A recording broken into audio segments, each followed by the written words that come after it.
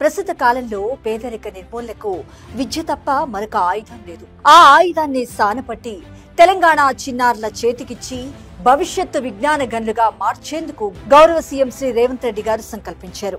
రాష్ట్రంలో విద్యారంగాన్ని సమూలంగా మార్చేందుకు నిర్ణయించారు. క్షేత్రస్థాయి పరిస్థితులకు, భవిష్యత్ అవసరాలకు తగ్గట్టు తెలంగాణ ఎడ్యుకేషన్ పాలసీ దేశానికి దిక్సూచిలా ఉండేలా భారీ కసరత్తు చేస్తున్నారు. భాష, జ్ఞానం, నైపుణ్యాలు, క్రీడల మేళవింపుతో తెలంగాణ విద్యా విధానం సరికొత్తగా ఉండేలా ప్లాన్ చేస్తున్నారు. విద్యారంగాన్ని ప్రైమరీ లెవెల్ నుంచి యూనివర్సిటీ స్థాయి వరకు సమూలంగా ప్రక్షాళన చేయాలని తెలంగాణ ఎడ్యుకేషన్ పాలసీ కమిటీ సభ్యులు, విద్యావేత్తలు, నిపుణులకు దిశానిర్దేశం చేశారు.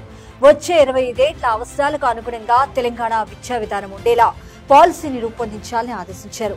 ఈ విద్యా విధానం కేవలం వ్యక్తులు లేదా ప్రభుత్వ ఉద్యోగుల కోసం కాకుండా నిరుపేదలకు లబ్ధి చేకూర్చేలా ఉండాలని సూచించారు. ప్రస్తుత విద్యా విధానంలో భాష ఉన్న వారి వద్ద జ్ఞానం లేదని, జ్ఞానం ఉన్న చోట భాష లేదని, ఈ రెండు ఉన్న వారి వద్ద నైపుణ్యాలు లేవని, ఈ మూడింటి మేళవింపుగా విద్యను అందించే లక్ష్యంతో ఎడ్యుకేషన్ పాలసీని రూపొందించాలని దిశానిర్దేశం చేశారు.